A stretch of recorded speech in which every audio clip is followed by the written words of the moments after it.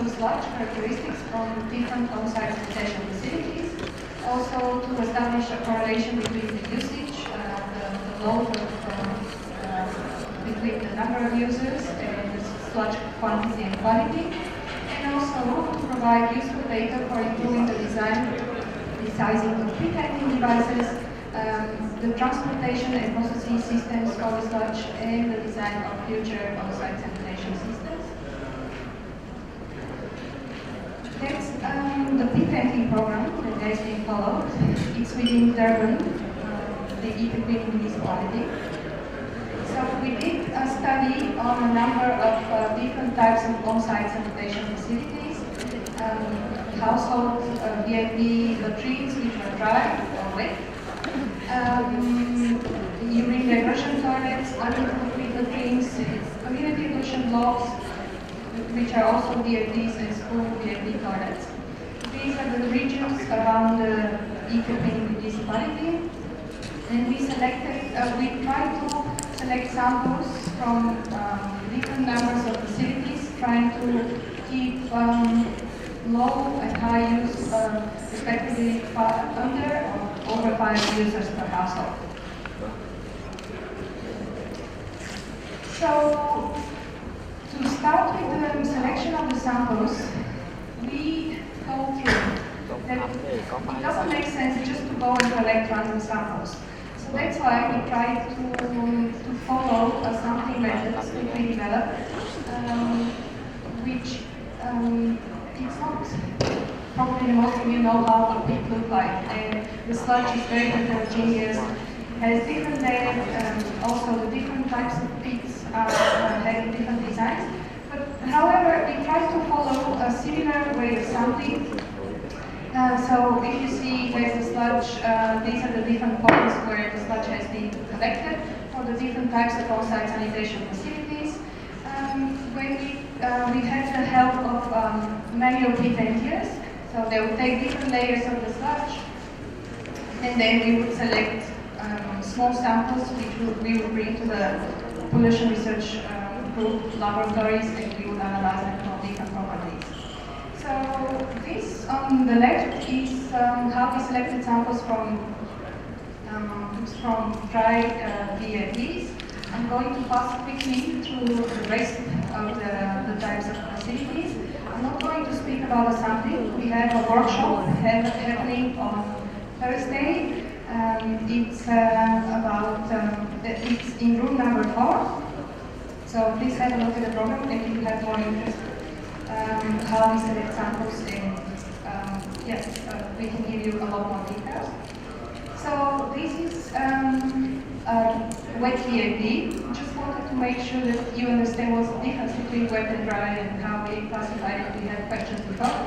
So the wet one was full of liquid, and actually this was the sludge crust focus on the top there. So 1, 2, 3 were just the samples collected from the sludge. All the rest was liquid. We collected some samples for analysis too. Next, school toilet, again VAP, but obviously the usage was not as high, or particularly from that school we collected the samples from. So we had a shallower sludge level, so we couldn't select 8 samples. We collected an average 4 from each pit. This is urine diversion toilet. Again, we have double void flow system. There was a comment in one of the previous talks earlier today. So the active valve is where the users use the pit for fecal matter. The inactive valve is the one that has been used previously, has been full, has been filled up, and the pedestal has been moved to the next one, and then this one was aging while the other one was filled up.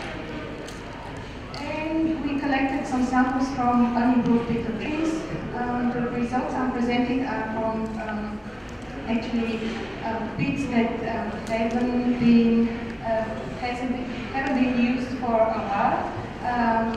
We didn't know the exact time that they stopped using them. We were not allowed to destroy their unofficial toilets, so we couldn't take fresh samples from this type of pit. So to move on the to move on the analysis we have performed, just wanted to make a point. We passed already. I think it's mostly covered during most of the presentations. We have a lot of non-fecal material in pits. I didn't see this in India, for example, in the pits we went to visit, but then in the context of Southeast Africa, this is a major problem. So that's why we wanted to understand what is the ratio between organic or fecal matter to the non-fecal matter. So we did a characterization of a number of facilities. That's how they were just trying to follow a procedure. So these are some examples of the different types of non-fecal materials we found. Menstrual products, plastics, paper, hair, some other textiles. So that's the outcome of this study. So we did analysis on samples from 5 different vaults or pits. Active, non-active, urine diversion toilet, high UV, lithotrip, one and another one. So this is the moisture content of each one of them. That's not 0.74, that's 74% of moisture content. So that's the mass distribution based on wet sample. We didn't have the facility to try such a large quantity of sludge. For that reason, we did it just on a dry mass basis. So you can see that about 85 to 95% of the analyzed samples were represented by organics. Also there we have paper, which is half degraded. We couldn't separate it, where in the cases where we could, we were separating it, but I'm assuming in this organics there was some paper degraded to a certain stage. Just to show you, this is the distribution between the different categories out of the organics, because in the other problem you couldn't see. So paper, for some of them we could distinguish textiles, wood, stones, etc.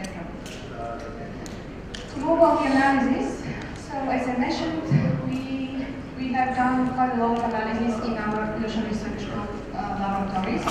All these analyses, for them we have developed standard operational procedures. We are going to speak about the protocols we follow again during the workshop. I don't have much time left for that. But these are the examples of what analysis we have done under this project, and we have quite a lot more. So for this presentation, I'm going to just show part of them because it's impossible to cover everything. I'm going to show you about the moisture content, ash and volatile solids distributions, COD, pH. Just to mention, probably there will be questions about ethane, ammonia, phosphates and orthophosphates. Lungi is giving a talk in the same session, so she would cover only part of them if you're interested. Then other properties like calorific value, thermal properties, mechanical properties. So I'm just covering some aspects again. Calorific value, rheological properties, particle size distribution, and Ascaris transfer content. I selected them because I know that there are quite a lot of partners with particular interest to these properties, but we've got all the data available.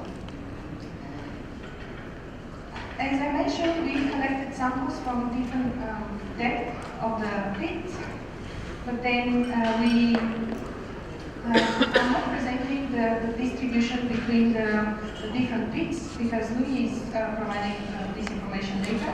So what I wanted to show you here is that how does it look, the distribution between all the samples we collected. So, for example, that's the dry DAP, that's all the samples we collected, that's all the samples we have analyzed. So these are the different facilities, dry, wet DAPs, community pollution blocks, urine diversion, toilets, school DAPs, and unimproved pits.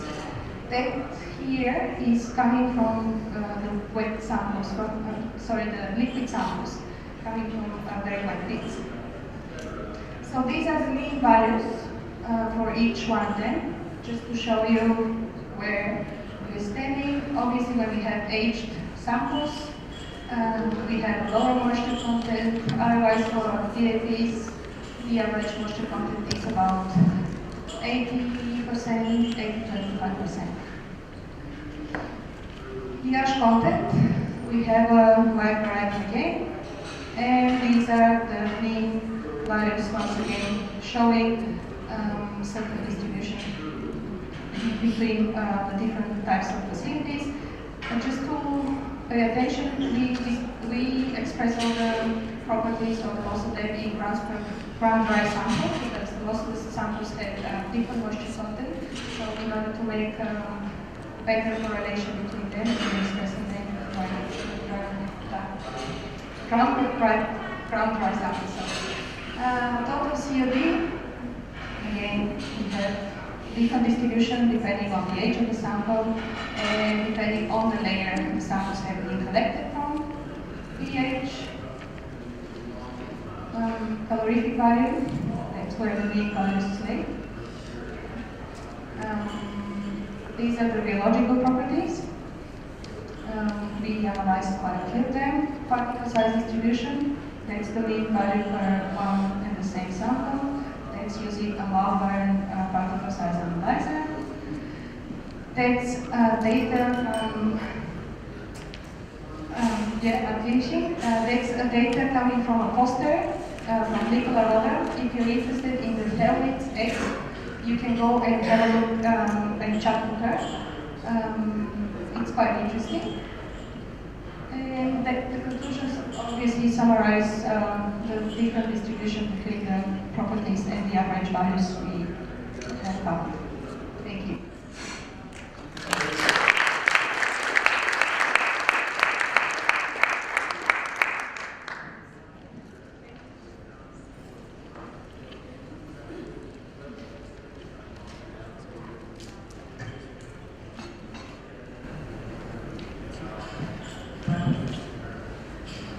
Thank you, Tina, for this very extensive information and also the presentation. If you have a few questions, we have a few minutes. Yeah, I see. There? Okay.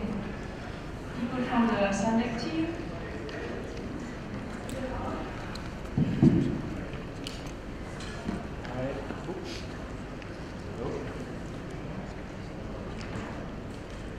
Hello? Oh. Hello? Ah, it's going to speak. Moritz Gold from Sandec. Thanks for the great presentation. I have a question regarding the country value results. Did you see a correlation between the country value and the degree of digestion, or because we had a previous study where we weren't, I mean, theoretically, the country value should reduce with the degree of digestion. Did you see any correlation or something? You're asking about reduction of certain properties with the age of the slide. Yes, we saw a correlation. As I mentioned, Luby is presenting later in the same session. She's presenting the distribution between the different between the properties of the different layers. Yes, we have observed. Obviously, we have. I don't know if you've noticed, but the last. On the graph, the last color, the purple color, was representing samples which were quite aged. They were coming from unimproved pits, and they were showing much lower moisture content and lower COD value. We observed similar distribution for layers, for example, bottom layers, but most of them in dry DAPs were having lower COD values than the upper and fresh layers. Okay, thank you. To continue, we just go directly to the next presentation. If we have still some time at the end, we go for more questions. So please, I would like to welcome here Baraita Lishtia Sari. She's from Indonesia. I hope I pronounced the name correctly. She's working for the WSP World Bank. and she will be presenting an assessment of on-site sanitation system and sludge accumulation rate to understand pit emptying in Indonesia. Thank you.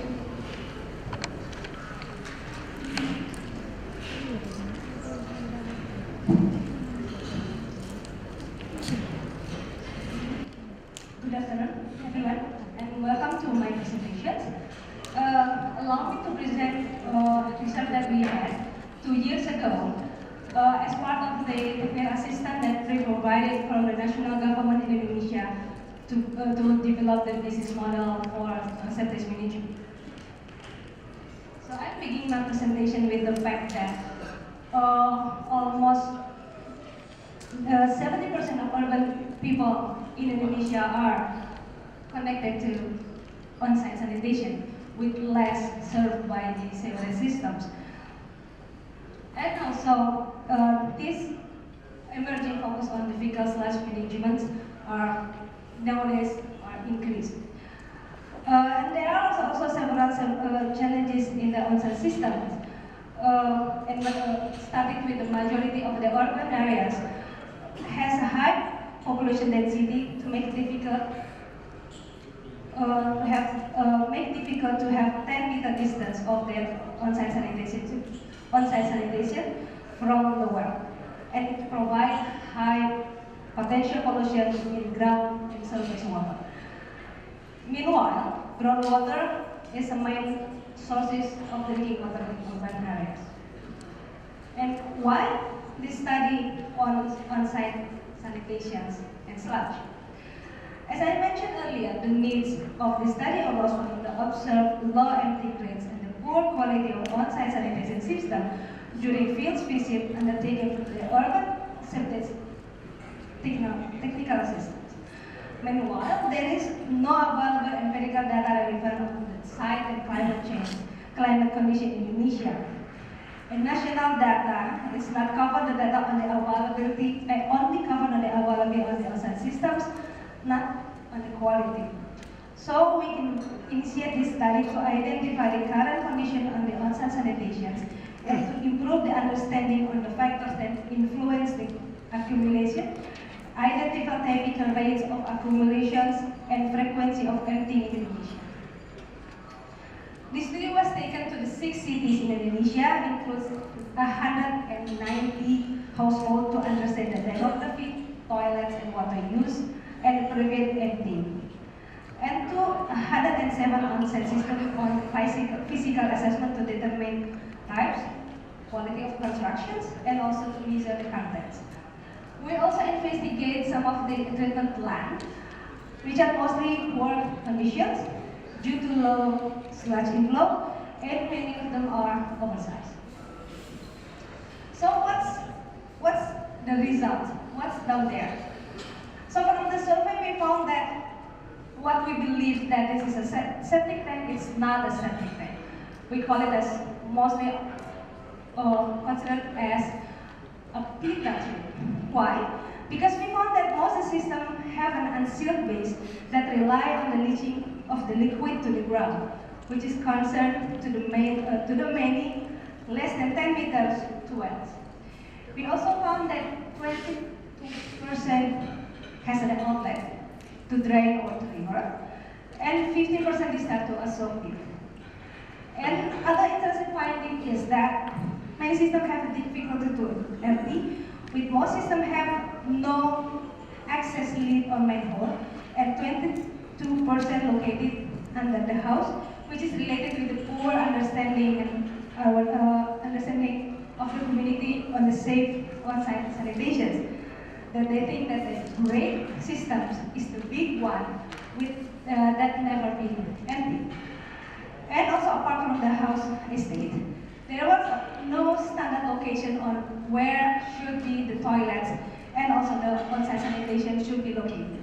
20% of the household in the system found it inside the house due to the expansion of the house and also directly under the toilet.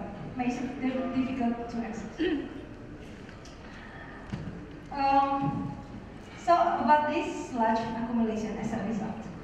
Sludge accumulation rate is calculated based on the thickness of the sludge, internal area of the tank, number of the people served by the tank or household occupancy, and the year since last emptied or age of the tank. We found that there was a wide variation rate, with the annual sludge per person accumulation typically ranging from 10 to 30 liters per person a year, which is within the range but on the low end of previous international findings. This is as expected with previous studies, finding lower rate in wet pits and those without rubbish, different with the earlier presentations. Few systems with short accumulation time had very high sludge value which have influenced the mean value. There are some influencing variables such as years of accumulation and discharge value. The sludge accumulation rate was mostly affected by the duration of accumulation in the tank and the frequency of empty. The picture shows that accumulation rates are peak in the first 6 months after emptying and a reduction with years of accumulations. Previous study also found that a peak rate in the first year accumulation of 2 to 3 times average. We also found that the average accumulation rate for the first 6 months is 48 liters per person a year and reduced to a constant average of 90 liters per person a year for greater than 3 years storage and furtherly reducing to 60 liters per year per person for very long storage. Never empty system has a lower sludge accumulation rate at 14 liters per person year compared with regularly emptied system at 41 liters per person year. The other reasons we found for the low accumulation rates include the system with the outlet pipes, which indicate that some solids are discharging into the drain or the river and more likely to never be empty. And very small system with less than 0.575 meter cubics also have a low accumulation rate and typically have an outlet drain or river. The system assessed were installed in challenging environments such as hydro water, and some having no sludge accumulation after 2 years may be too small to store the initial fixed sludge rate, which we are looking for further analysis. We also found the frequency of the emptying that were asked to the homeowners since the government don't have the record on that. Although the study has preferred to system that meet empty to enable sludge measurement, still we found that almost 60% of the system have never been emptied for 15 years operations. However, after the system is emptied once, next emptying is required after only 2 years. Therefore, at the first emptying, customers could be suggested to join the regular emptying program on evidence that they may require regular emptying from now on. We also found that regular emptying system has a very little sludge and mostly liquid. It is possible that soil calculations has become plugged and no longer able to infiltrate the liquid. The survey also asks the reason of the homeowners of asking the service of the emptying. Almost the system were emptying due to the toilet not flushing. And some also called the service as a regular preventive empty or prior to important events before a season or due to smell. And this is my last slide. So after we all having those data and information, what will we do next? And this will be the most important thing. The summary of the study, we found that most of the on-site systems are not a standard septic tank, and instead a single leach pit. So this is a generally related with a poor understanding of adequate and appropriate on-site sanitation, and also no established responsibility for promotion and enforcing quality systems. And related with the rate of sludge accumulation, it is recommended to use the rate of approximately 25 liters per person year, since it is reflected the site and climate conditions to Indonesian context to avoid oversized plant. And by knowing that most pits are never empty, treatment plants should not be sized, assuming that 100% of population is empty, otherwise low causes operational issues. Again, the government should consider a good promotional campaign for improved septic tank and need to empty them. And actually we also have another result of related with this one. We found that there are willingness to improve from the community on improving their on-site sanitation, and also the willingness to pay from them to improve their on-site sanitation. However, this willingness to pay is not as high, so cannot bear all the costs that need to improve the on-site sanitation. Therefore, a subsidy may be needed, or a financial mechanism also may be required. And by having the evidence on the system, fecal waste flow and containment are better understood, and can be put to fecal waste flow diagram. And this evidence could be the basis for input for advocacy to the decision makers to increase the awareness on how is the critical condition of the environmental sanitations. And the last thing that we recommend is not related with, not all of the cities has the same conditions. Therefore, detailed data analysis of each city are needed. Thank you.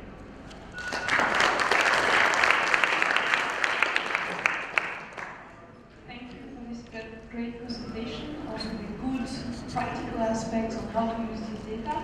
I see many hands around, so can we have a question there?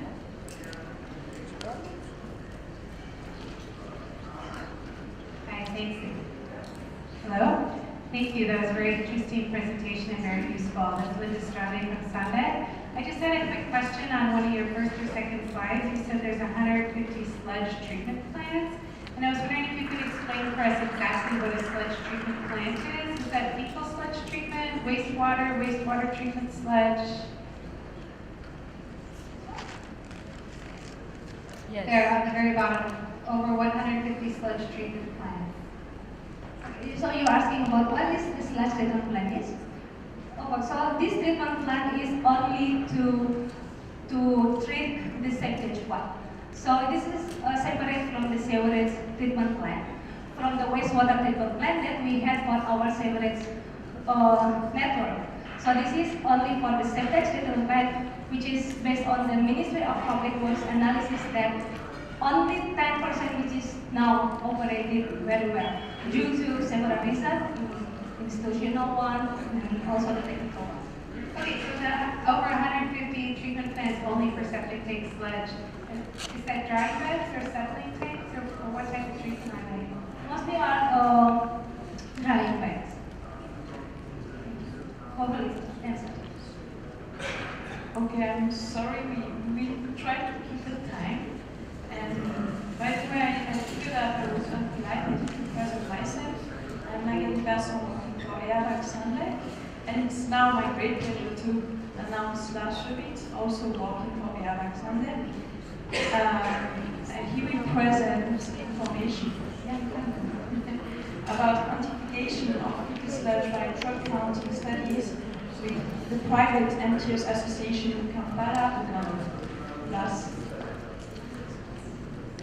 Yeah, thanks, Marlene. I will actually stand down here, that's okay, because I don't really like to stand on the podium. As Marlene mentioned, this is my presentation. What I quickly want to say is that I'm very happy this room is quite full. I don't know if it's the amount of participants that makes it, but it's nice to see. And it happens to be that this is the second international conference for fecal sludge, where I'm getting to go to that is in a place where I've been.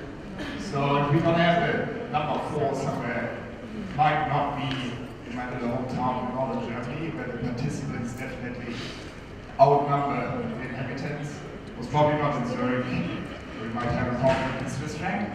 But it could be in Kampala, where I've also lived for a while. And this is what my presentation is about. And what I also want to show you guys is that on this slide you can already see Jafari Matogu from the Private Actors Association. He is on the abstract and paper for the firm reason that he has played a major role for us to take out the study. And this I will introduce all actually. So this, yeah, that's actually him. Sorry, it's a screenshot, but the internet wasn't working so well. So just to quickly introduce Jafari. And my presentation will cover 3 points. So I'll quickly explain what intensive methods exist to actually quantify fecal sludge. More about that again on Thursday during our workshop.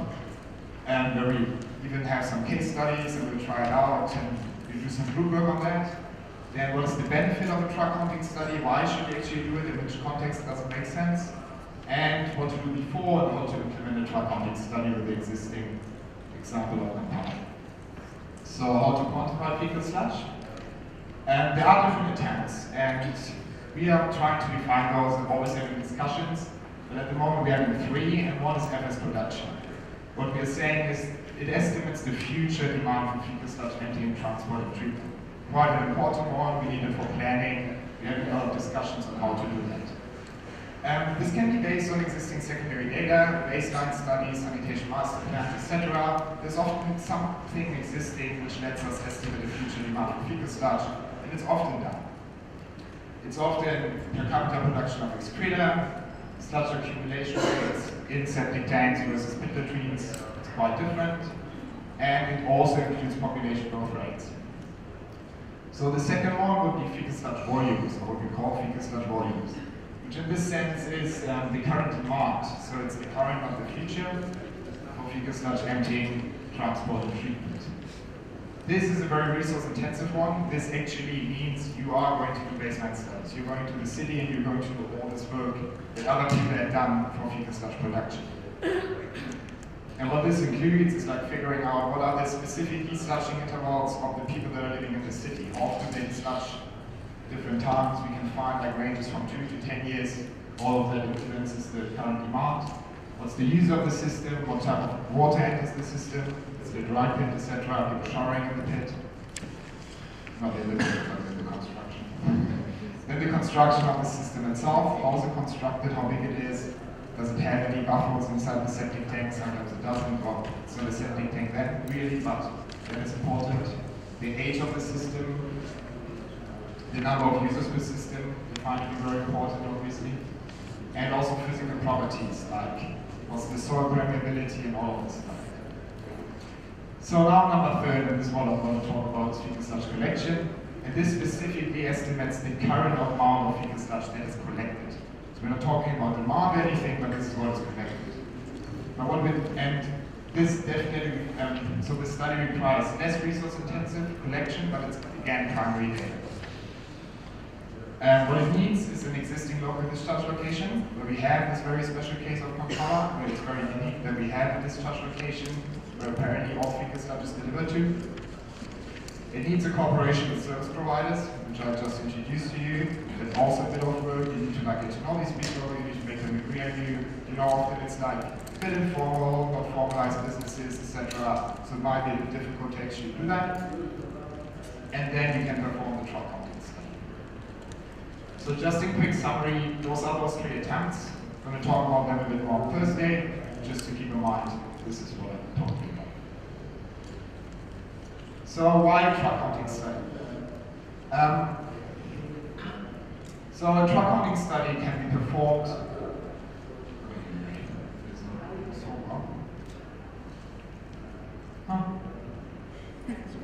Connected? There. So to cross-check existing data. Maybe there are some records about it, so you can cross-check the data. Maybe people have made projections, etc. So you can cross-check those data. To gain knowledge about how much fecal sludge is currently collected, which I've already said. And now we're trying to figure this out. I hope this doesn't jump from my top. Cool. and to gain an understanding about fecal sludge origins. What I mean with this is like, is it coming from households, is it coming from public toilets, is it coming from institutions, etc., which often we don't really know. By collecting each and every truck, you gain that knowledge. And to get an understanding of what type of system gets emptied, which also includes which system do even exist. So if we send out the trucks, we're like, oh, was that a pit latrine or septic tank? They come back, oh, this is something completely different, and we haven't really had any knowledge about this, and we also need to do that. And this is in addition to things like estimating markets for treatment end products. If we know the quantities that are currently being collected, and we are doing characterization studies, we can estimate markets for end products. Then it provides us knowledge for the operation of existing treatment facilities. If there is a treatment facility, it doesn't always mean they know how much sludge arrives. They might know how much it was designed for, which could be an explanation when treatment plants are actually not performing really well. And to plan and design appropriate future treatment facilities. So now I'm getting over to Kampala.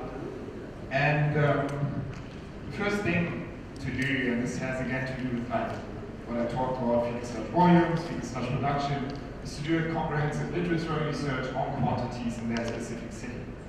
And to then cross-check this data when you have a look at the sludge location, etc., to see what is the reality. So this is what we had in hand in Kampala, very comprehensive sanitation master plan outlined for 30 years. It's been a lot of work into that. Fichtner Water and Transportation has produced a report in 2008 that had shown me these figures. So again, you see at the top, fecal sludge collection is green, volumes are blue, production is orange. And the particular number I was interested in this case, because we didn't really have the resources to check volumes and production, was this. 2013, that report was telling me it's 370 cubic meter per day. So now I had this figure, and I was like, okay, let's figure out what's happening in Kampala, into the treatment plant, and we figured out there are official records. And there's official record keeping, and the average quantity that was recorded there is 250, so quite a bit less. But that might just be the problem of the engineers that wrote that report, so they didn't really future project right how much fecal sludge is actually being collected. After that, I started talking to Jafari, the owner of the leader of the Private Entities Association, and he told me how many trucks they have, how many trips per day. I'm sure a lot of you guys have done that before in other cities. And what he had told me from his numbers is that we have 444, which is double as much as the official records and quite a bit higher than what the projections were.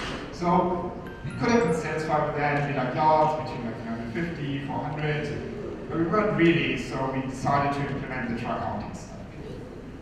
And this is the next step after doing all that work before, is implementing the truck counting study, and this is what we did with the local association. So this is our result. We did it for 2 weeks. We had about on average 110 trips per day, and this is not an absolute number, what I'm showing here, most definitely. It's always questionable, do you get the right data, people filling out the questionnaire right. We try to take care of that very properly. But what it shows is that both weeks are very similar. So we had been quite confident in this number that was shown over 2 weeks that it's 577.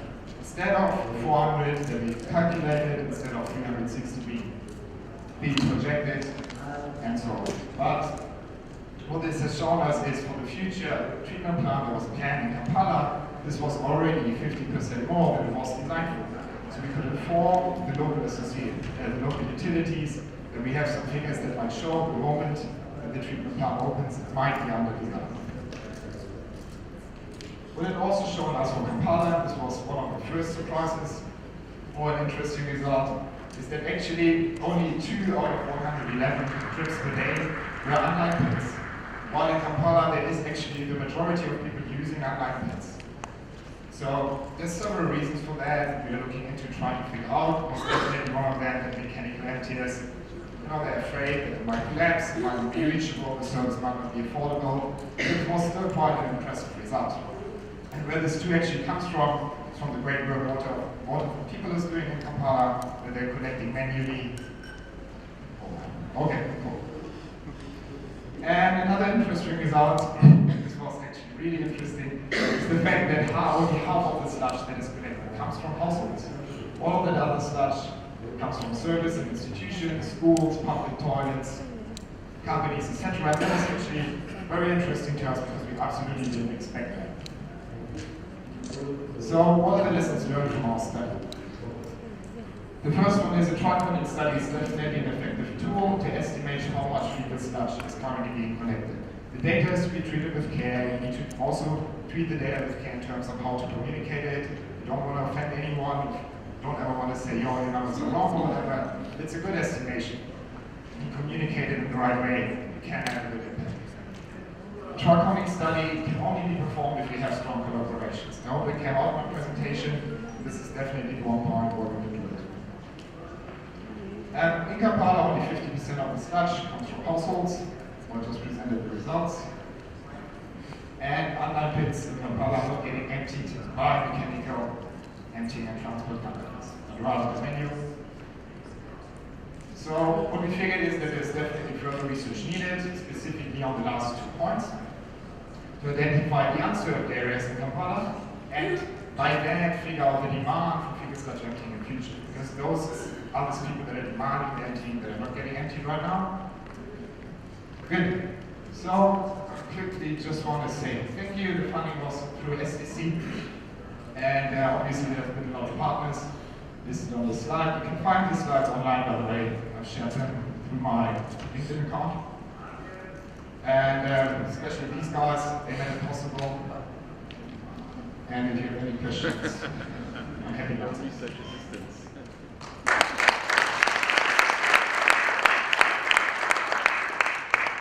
This is when Linda called me. Anyone have a question?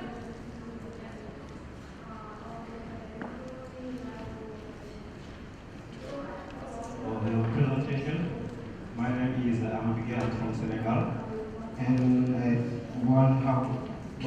just one question.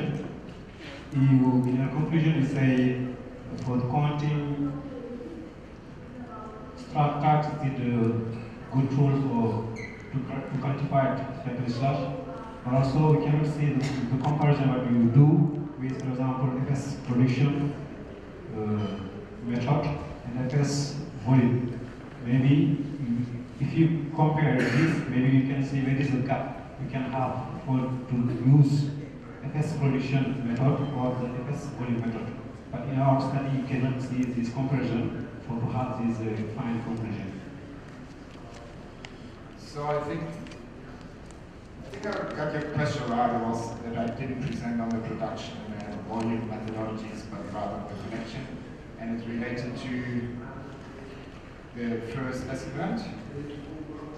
So this was particularly on the quantification study we have done through truck counting, and we're working on developing methods to also do the others more cost effective, because none of us can perform these big studies. This is consulting. So we're working on methodologies for that. We're actually implementing that together with characterization studies.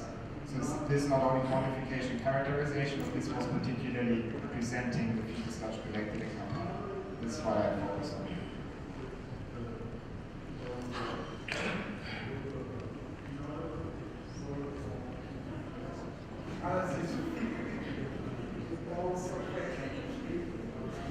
Thank you, Lars.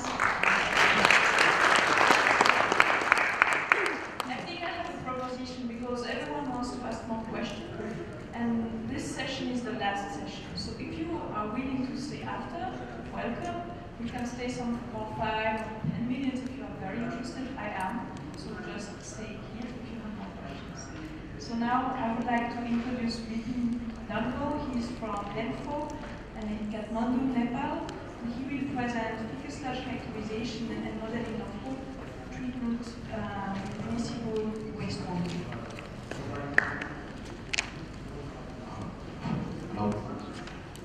Good evening, everyone. Thank you for the introduction. My name is Vipin Dango, again from Environment and Public Health Organization Denfo.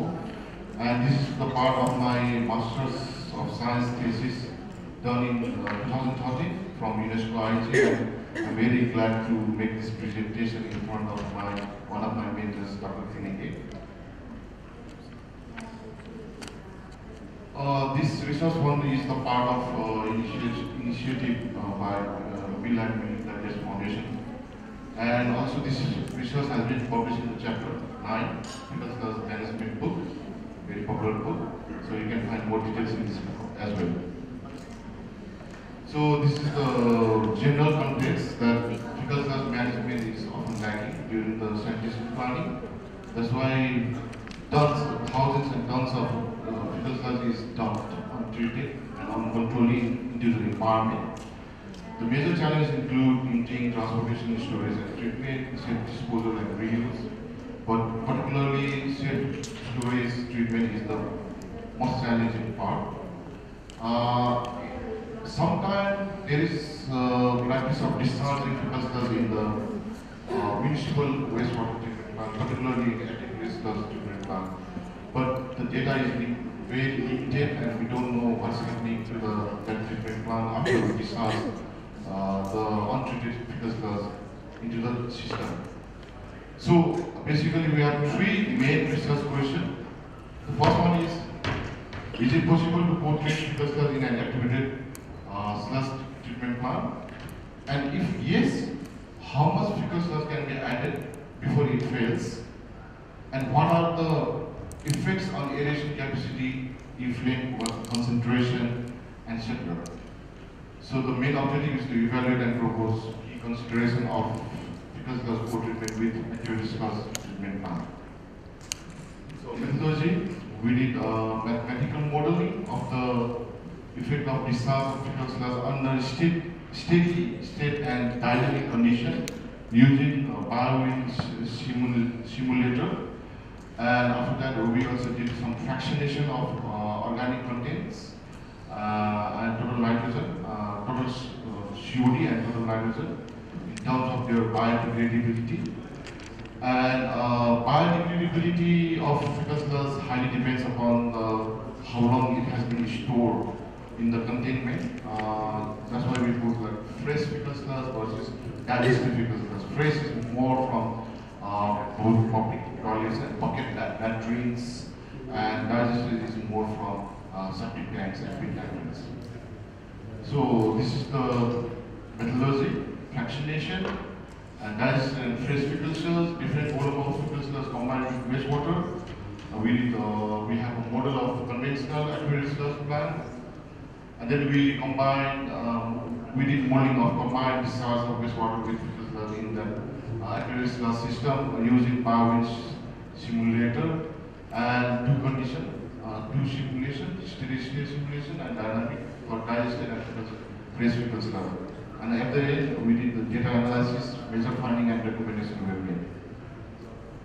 So, based on our literature review, we found that there are two types of sludge, fresh and digested fecal sludge, and we further categorize it into high strength, medium strength, and low strength based on total COD concentration and total nitrogen concentration. So fractionation, biodegradable COD fraction in fresh fecal sludge is around 84%, whereas biodegradable COD fraction for digested fecal sludge is relatively low compared to fresh fecal sludge is 43%. So this is the biowind model for the activated sludge plant, and in this we have a wastewater flow rate 20,000 meter cube per day, that is 100,000 PE, and the inflate total COD is 750, total nitrogen is 60, total phosphorus is 50. But in this study, we want to consider total COD and total nitrogen concentration. So amount of fecal sludge that has been added to the plant, it varies from 0, that is without fecal sludge, to 10%. 10% means 2,000 meter cube per day. And the key performance indicator includes the effluent standard, that is total COD 125 mg per liter, total nitrogen 15 mg per liter, and TSS 35 mg per liter. And reactor TSS concentration should be less or equal to 6 kg TSS per liter. And we also consider aeration capacity and cost of aeration.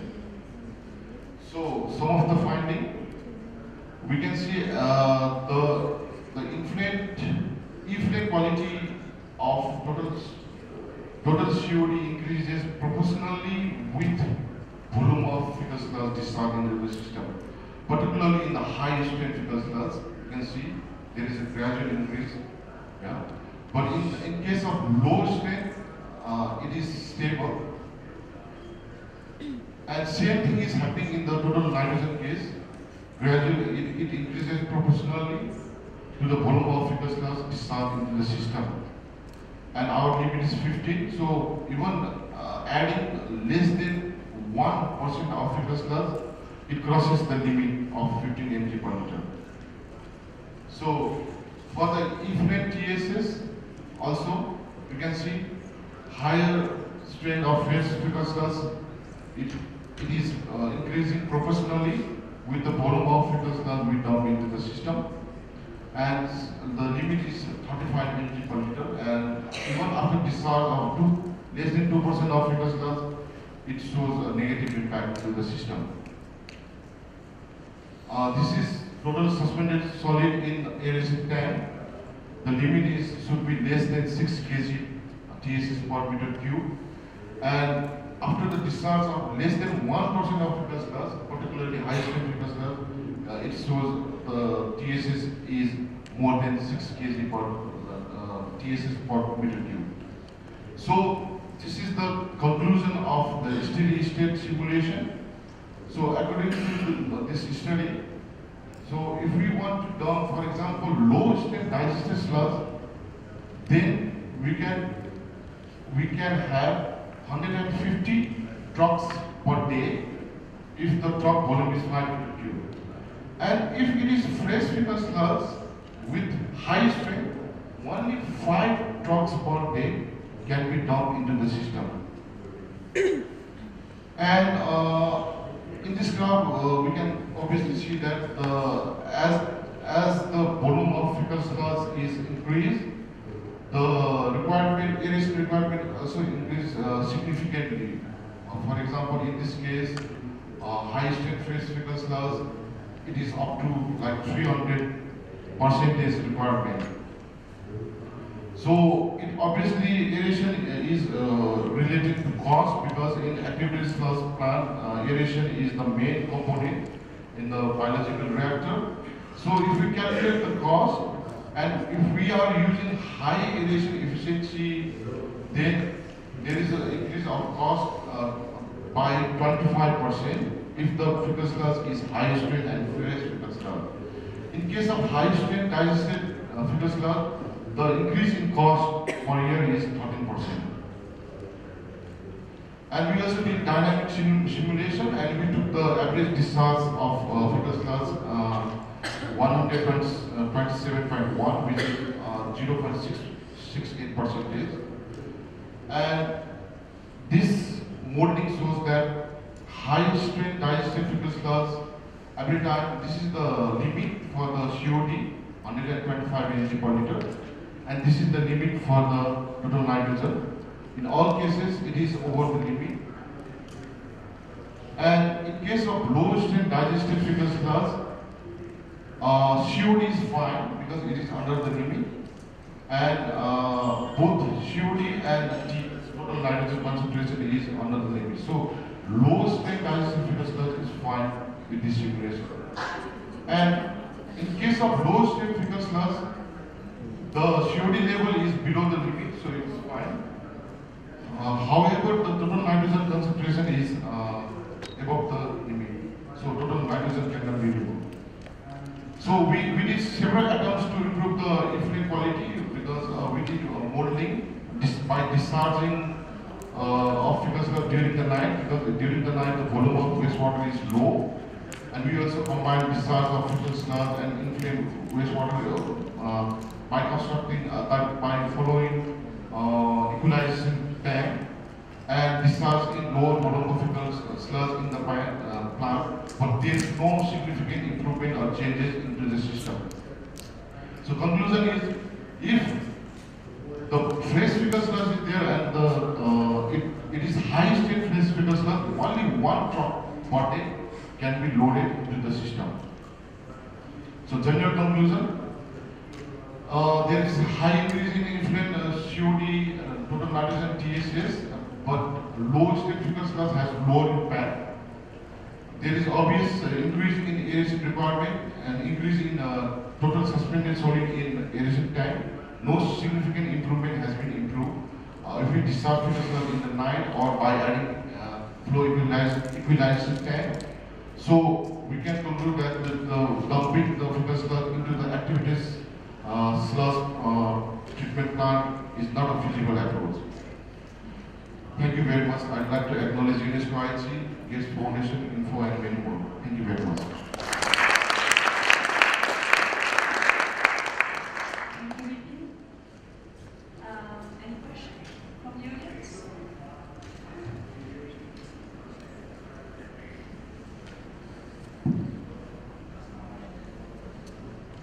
Sorry. Hello? Just cutting in and out. Okay. I just want to know. You can hear. Hello? Yeah.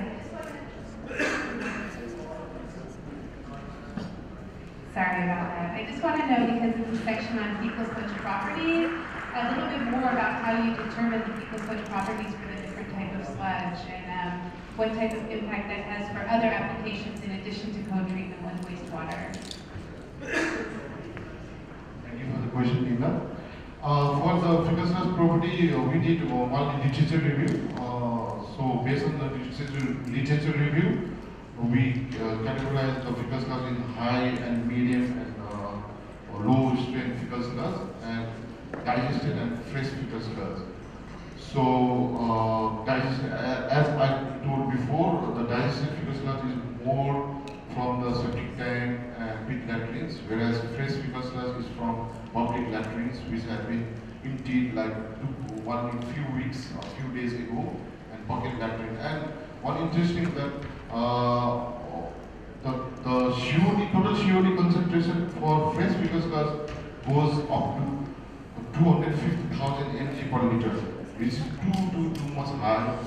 And I cross-checked with the literature, and I found the one literature shows that this fecal sludge is from bucket battery, which may be used for the emergency situation. Okay, thank you. I think we move straight forward to the next presentation. Thank you.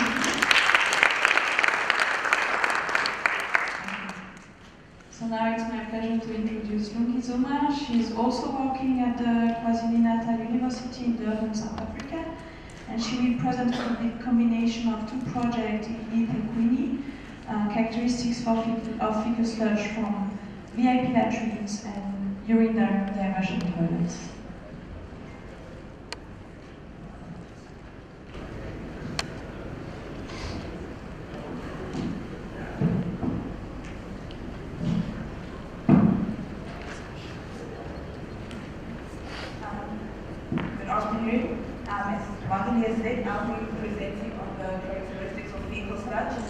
I'll be concentrating mostly on the urine diversion and the VIP toilets.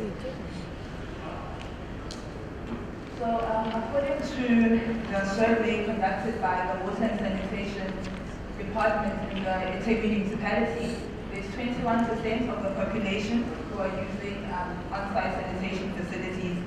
This includes 35,000 VIPs and about 81,000 urine diversion toilets. So once these facilities fill up, they need to be emptied, and the sludge needs to be handled responsibly, either treated or disposed. The municipality offers a free emptying service via manual emptying to the household. For the VIPs, it is once every 5 years, and for the urine diversion toilets, it will be once every 2 years. So the bigger project objectives was to obtain estimates of the fecal sludge characteristics from the different on-site sanitation facilities. These could be used for the design of mechanical pit emptying devices, the treatment of the fecal sludge, and also for the design of future toilet facilities. Another part of my study was to investigate the fecal sludge characteristics at the different depths and the different sections of each of the facilities that were empty. This is similar to the slide that Tina showed. I'll be looking at the dry VIP, which we emptied in different sections. The front section, which is under the pedestal, and the back section. We also looked at the wet VIP and the urine diversion toilet, which was emptied. Samples from the active vault that was being used, and samples from the inactive vault, which was currently under decomposition.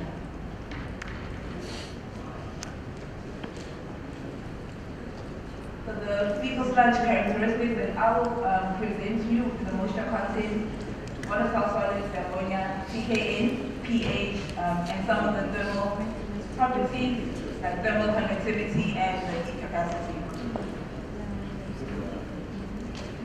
So firstly, these are the results for the VIPs. These represent the average value across all the pits that we emptied. So for the dry VIPs, we had 10 pits that we emptied for each of the different on-site sanitation facilities. And these go per layer. So this is the surface layer, and this is the bottom layer of the pit.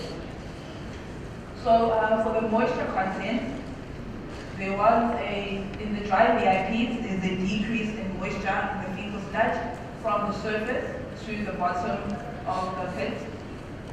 While for the wet VIPs, we found that the moisture content stayed relatively constant within the pit. And then we did the volatile solids. These represent the organic fraction of the total solids in the pit. And again, overall, there was a decrease from the surface of the pit to the bottom, which is expected because at the surface, the more pressure fecal sludge hasn't undergone as much stabilization as the fecal sludge at the bottom of the pit. Another test that we performed for the dry VIPs was to compare if the properties in the front section are significantly different to those properties in the back section of the pit. For both the moisture content and the volatile solids, we found that these properties are significantly different between the front and the back section.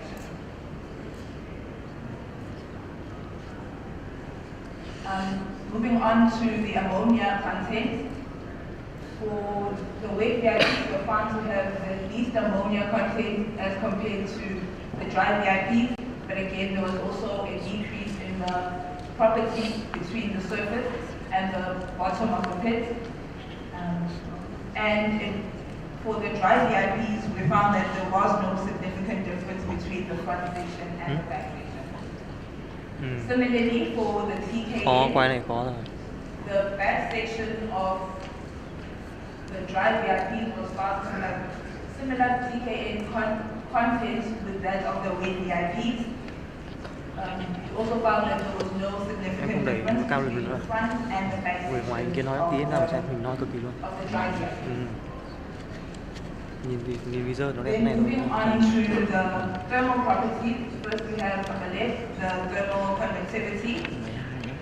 This didn't change very significantly between the different types of facilities and also within the facility from the top to the bottom of the pit.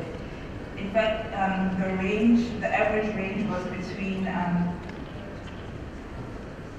0.52 and 0.56 watts per meter Kelvin. And the heat capacity, we found that there wasn't a significant difference between the front and the back section of the dry VIPs, and also it ranged from 2,300 to about 2,800 kilojoules per kilogram Kelvin.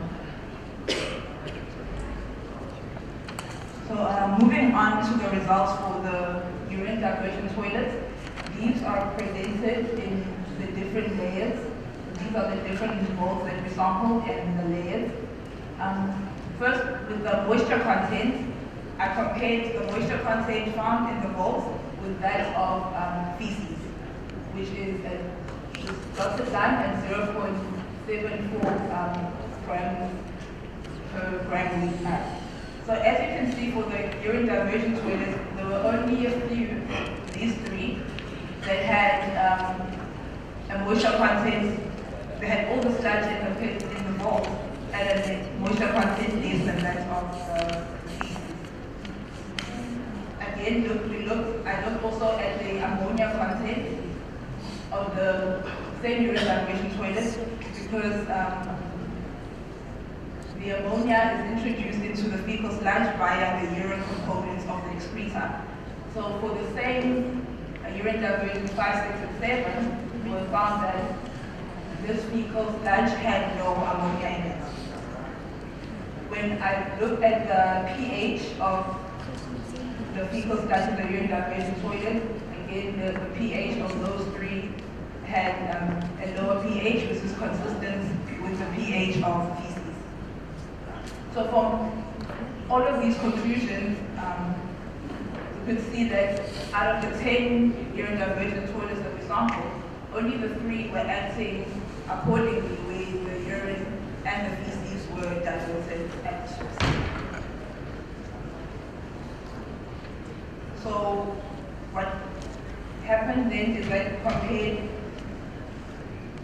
those properties, the different properties of those urine diversion toilets that were actually operating accordingly.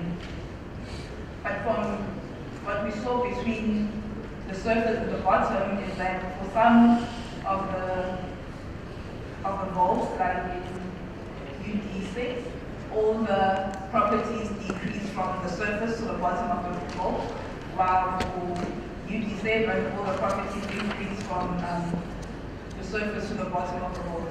So because we had only 3 urine diversion toilets in the study that were operating accordingly, we couldn't make clear conclusions as to how the sludge actually changes between the top and the bottom of the pit. But also another thing to note is that the characteristics of the fecal sludge in the urine diversion toilet are much lower than that of that found in the ventilated vegetation.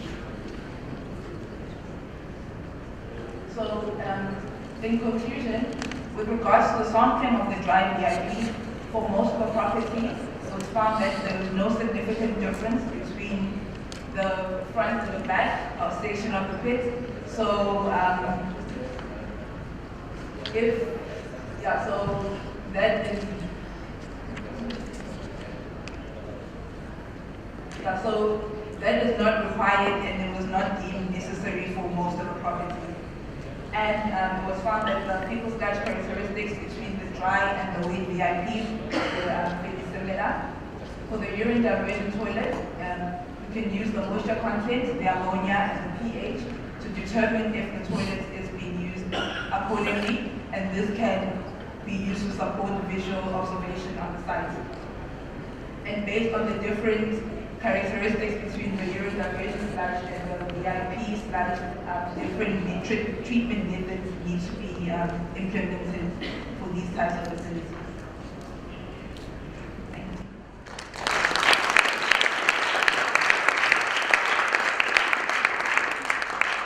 Thank you. Also, and I see we have a question here. Thank you. My name is Asante. I'm my question is related to the sampling method. Can you explain more about the slide number 2 The sampling? The sampling method. And did you mix those simple before or after sampling? For this part of the project, the samples were not mixed. So for the dry VIPs, we sampled in the sections, so we divided the pits the front station and the back station, and it's a different things. So the sampling occurred during a manual MC program. So all the sludge in the pit was being taken out. So we measure the different bits while they're taking out the sludge and take samples at predetermined locations.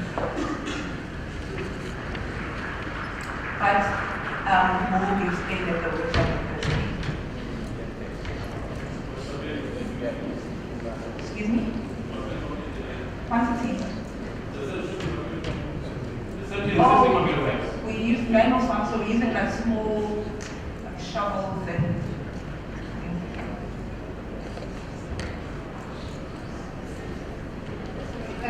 probably it's not clear. So we had a pin denting contract.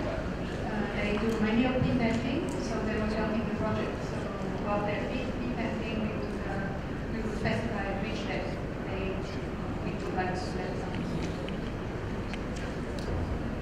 We just have time for one more question. Any question? No? So I think it was very clear. Thank you.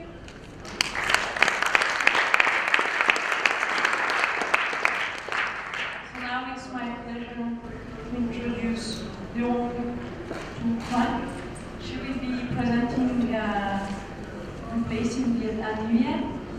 She's working for IESC, so the Institute of Environmental Science and Engineering here in Vietnam. And she will be presenting thermophilic anaerobic digestion of fecal sludge and food waste for resource recovery.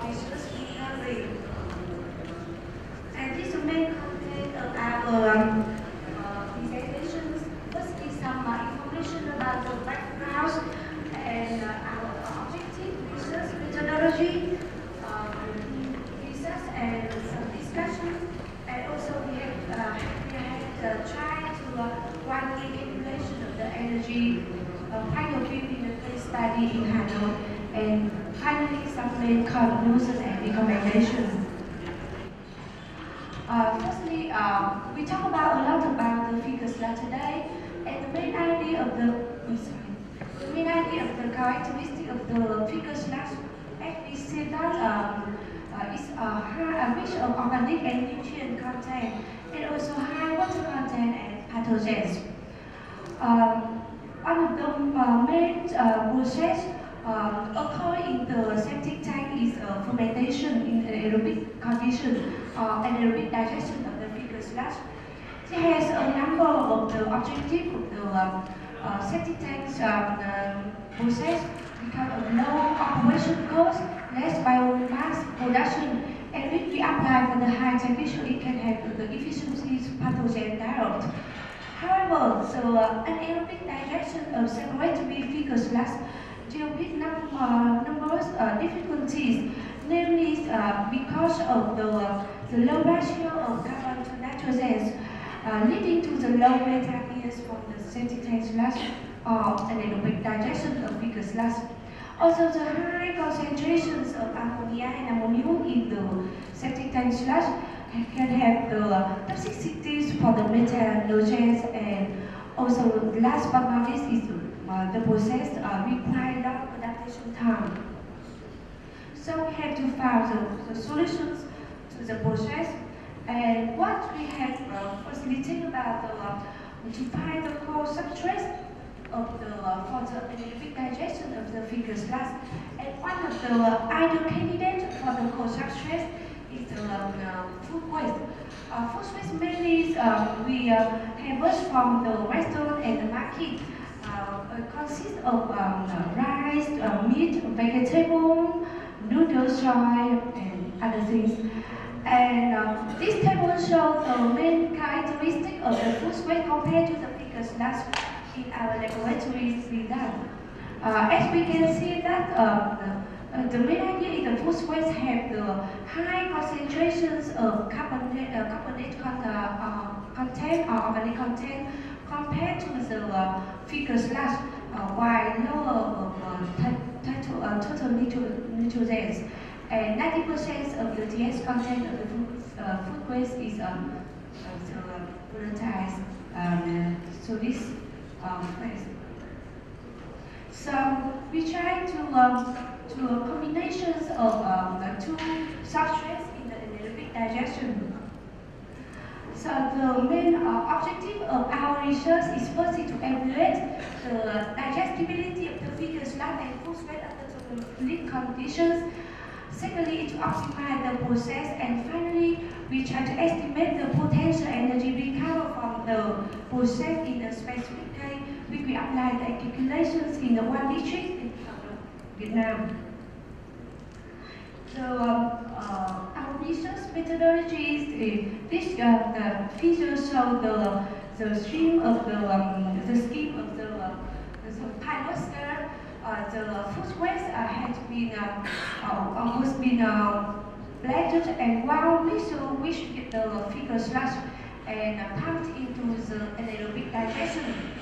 The anaerobic digestion has a working volume of 1 cubic meter and operated at the thermophilic condition. Here is the anaerobic digester, and the biogas was produced from the reservoir. We pull, measure in volume and pressures. The gas composition is also analyzed by doing analyzer. And all the system will automatically control and monitor by the PC, the system. And this slide shows the main characteristic of the feeding material, the fecal sludge and the food waste. And the mixture we apply with the ratio of the fecal sludge and food waste is 1 to 1 in volume. And in the batch mode of the pilot experience, we start with the VS content is around 30 kilogram per liter, up to cubic meter. And our results, these figures show the accumulated volume of biogas and methane produced from the digester within 70 days of operation time. And the below figure show the concentrations of COD and VSH of the digested sludge over the time. As you can see that the COD and the VS decrease over the time due to the fact that the organic content will convert to the biogas or mainly the methane. And we was predicted that the actual volume of biogas were nearly similar to the theoretical ones, and we have the remarkable removal efficiencies in terms of COD and VAS in the batch mode. And this figure shows the impact of the pH of the sludge in the digester to the methane productions. And we can see that in the first 2 weeks, the pH is lower than 4.5, so we have no methane in the biogas. But when we adjust the sodium bicarbonate and sodium carbonate to the pH around 6 to 7, we have the good and stable percentage of the methane in the biogas. And this figure shows the gas composition produced with the digester. And we can see that we have very low oxygen concentrations, so the anaerobic conditions were assured. There is reflections between the percentage of methane and CO2 from the in the gas biogas through the horizontal line. It means that we have the correlations between the methane using hydrogen and methane using the acetate. And next is about we try to look inside the nutrient element in the digester, and we saw that over the time the cells when we have the stable percentage of methane biofilm, when we have the ratio of COD to title nitrogens is about 50 to 70, and the COD to phosphate is around 20. So it would be the suitable balance the nutrients for the digester. And the secondly is we run the pilot model in the continuous mode. We try to the different mixing ratio with the figure slide and food waste is 9 to 1 in volume. Well, the strategy is increasing the hydric loading rate and organic loading rate in the digester. And this table shows the main characteristic of the mixture. And this figure shows the biogas production rate from the reactor with different space, with different organic loading rate over the time. And we can see that when we increasing the organic loading rate, we have increasing the volume of the biogas produced from the reactor. However, the percentage of the methane is decreasing. And we couldn't surpass with the organic loading rate of 2 kilograms of COD per cubic meter per day. And finally, for the continuous mode, we show the characteristic of the digester slash.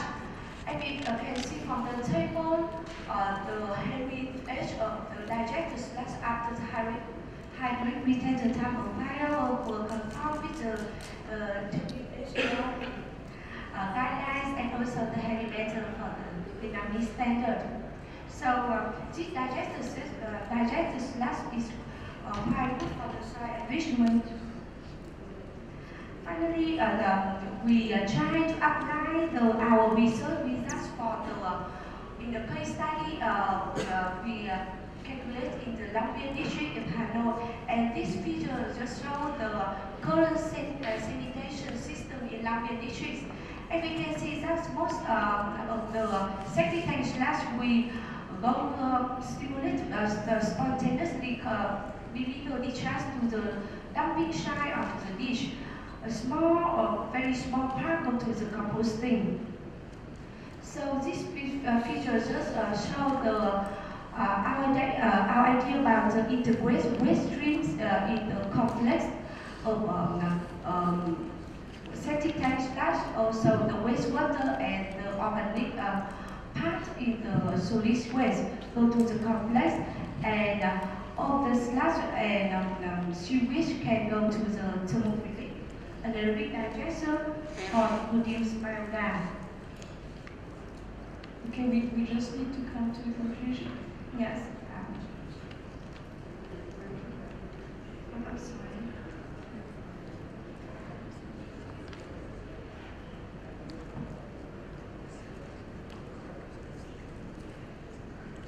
Okay.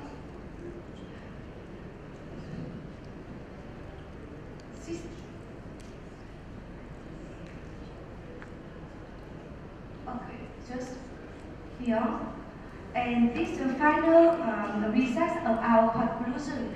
When we have put into the different waste stream, the sludge in the wastewater treatment plant, the food waste and fecal sludge, co-digesters into the thermophilic anaerobic digestion. We have the remarkable biogas production rate about 19.6 cubic of biogas per ton of waste, and we have the energy surface. So that is also the number of the total energy surface in the scale of each tree. So go to the conclusions. We just want to say that the fecal slab and the food waste could be the ideal combinations for the anaerobic digestion. We think about the balance of the nutrient element, also the mixing ratio. In the batch mode and in the continuous mode, we have the good, remarkable COD and VS remove efficiencies. Also, we found the good balanced nutrients between the COD, nitrogens, and phosphorus for stable methane production in the biogas. And also the optimum, maybe the good organic loading waste for the stable operation in the continuous mode. And we have the energy surface from the co-digestion of liquid waste stream, increase of the beaches in Vietnam. And finally, we could state that the thermophilic and anaerobic co-digestion of vegan slug phosphate, and it could be the solutions to integrate waste management and sanitation in urban planning. Finally, I think we need to really conclude with this. It's also fair for the other presenters. And if you want to have a question to the audience, I'm sorry to interrupt you guys. Okay.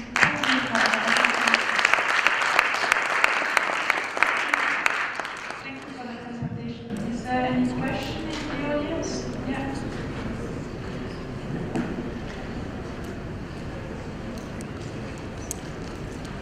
Your continuous system, I believe that at all of the farming universities, your continuous system when operating with food waste, did you have any problems with foaming? Do you mean the function of the anaerobic digester? Yeah, sometimes you can get process gas production, you can get a lot of foam, and you cannot see through your reactor. Yes. But you usually notice that the gas pipe is starting to get clogged. Did you notice that? I know correct bit. Do you mean how about the foam? The foam in the digester, and what is its effect to the gas production? Actually, our anaerobic digester have the proper and ground mixture inside the reactor. So we don't have the problem with the font. So the mixture will ground mixture by the proper in the digester, and we take the sample with the different levels, so we will see the forming because it's ground mixture in the reactor. Okay, thank you for the question. I would like, and thank you again for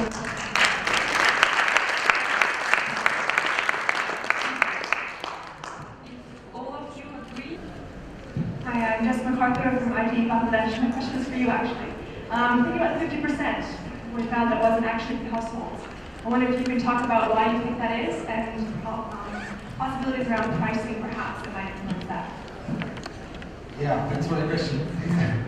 And excellent question, and we've been thinking about that, and it's actually directly related to that other result we have, which is showing that almost no online bits get emptied, which is the majority of households using them. So it has to do with the fact that it is a pricing issue, and it's a question of what the discharging fee is in addition to accessibility. So this is one ratio for me.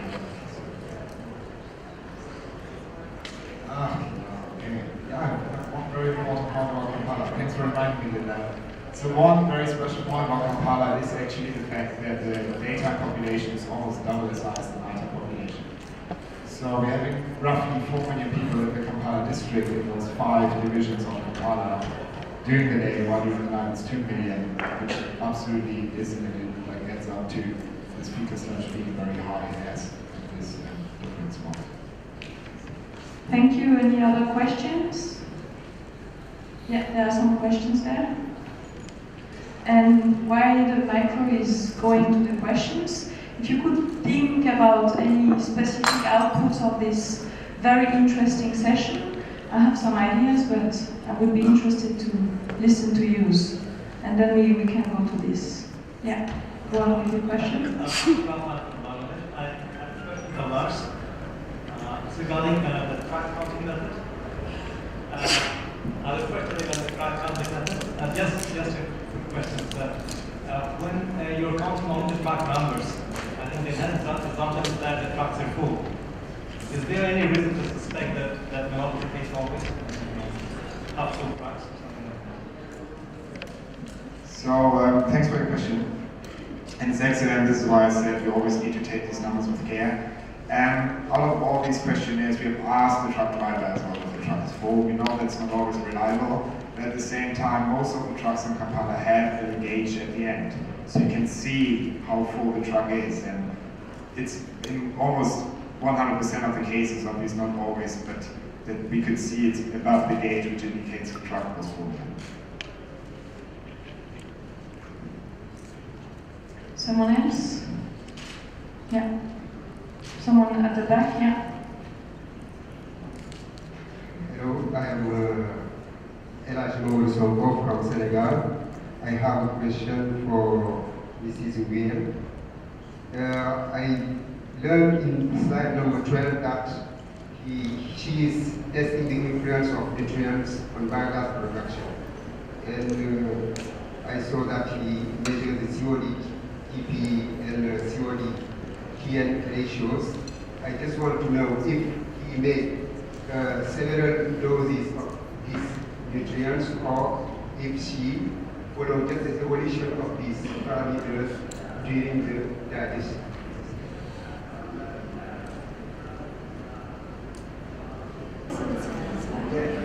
I want to know if you measure the ratio of COD to alcohols and the ratio of COD to alcohol during the process of digestion or doing some doses of these Actually, we measure the COD concentrations of COD, concentrations of total nitrogen, and the concentration of total phosphorus in the digestive slash, and we calculate the ratio between the COD and the total nitrogen and the COD to the phosphorus. So if I understood well the question is, was this controlled or was this monitored?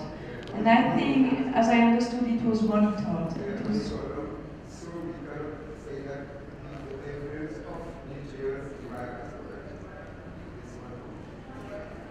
So you would like to know what's the effluence after digestion? No. Okay. So do you have any information about the impact of nutrient on the biogas?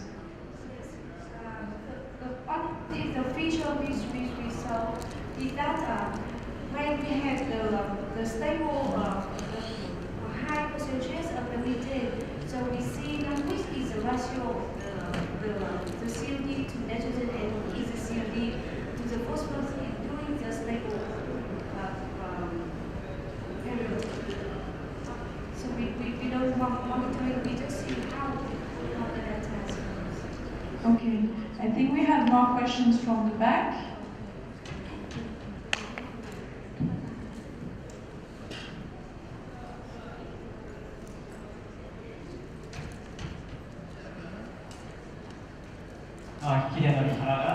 From Sunday US.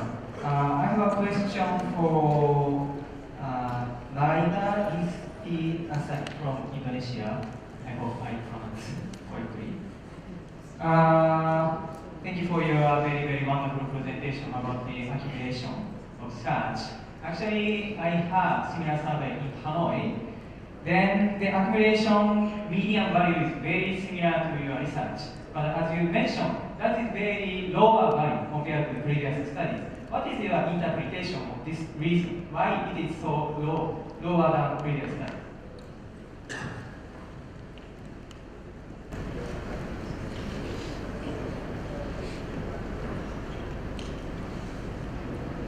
Thank you for the question. There are several reasons for that. First, about the the climate condition that we had in Indonesia, the temperature that we had compared with the previous, the international study is quite high. That's the first thing. And the second one, regarding the content of the sludge itself, which is, we found that it is less rubbish, it's only the sludge, this the liquid without no sludge. Although some of the place we found the menstruational product, but not as much as we found from the other international studies. What about the structure of septic tanks? Do you think about the difference of the structure, design of septic tanks? We found that most of the design of our on-site sanitation is a single pit. So because of that, not variation on the design, we don't think that there's a correlation with that. Okay, with that I would like to thank you for the questions. And the next hand I would like to be hired would be to tell us about what's the important output or takeaway message you would take from this session. Any volunteer? I'm sure you have learned a lot. So I would like to summarize some points. Is that of course we have a big difference, and also when we talk about fecal sludge we need to be very cautious what we talk about, because fecal sludge is actually very different if you take a dry VIP, and even if you take different VIPs, depending how they are operated. But if you take not a VIP urine diversion toilet or a septic tank, this is an important difference you need to take into account when designing. That's the side of characteristics. But then you know what is in your sludge. You also need to know how much sludge you have of each type of different characteristics. So that's an important point to take home, I think. But any of you is welcome to complement. Yeah, I see one hand, courageous hand. So what do you say we learn a lot about this presentation? And what do you see the fecal sludge is very different between country and maybe in some country? And for to go flow high research, maybe you can want to standardize maybe the method, and people want maybe to work a lot of in this area, just maybe to how to can compare maybe the result. If I say I do my results in Senegal and I use my method, only method, you can use your only method maybe in Vietnam. The result can be very different. Decide we do not use the same method. I think you will need to go deeper into standardized measures for collection, to quantify standardization, also how to quantify the things. It's the main founding what I can say in this presentation. Thank you, that's a great contribution. So actually methods are very important, and when you give results of characteristics, it's also important to tell how you took the samples, where and which kind of pit it was in. My experience with it, they're very short. Listen, I think it is based on Lars's experience. Never accept other people's estimates of sludge quantities. Okay, so trust yourself. Anyone else for the last contribution? One more. I would just say in general I got a lot out of the session and what people were doing in different countries, but the overall result for me was confirming how little we know and how much we have to learn, and then we can't even agree what a septic tank is.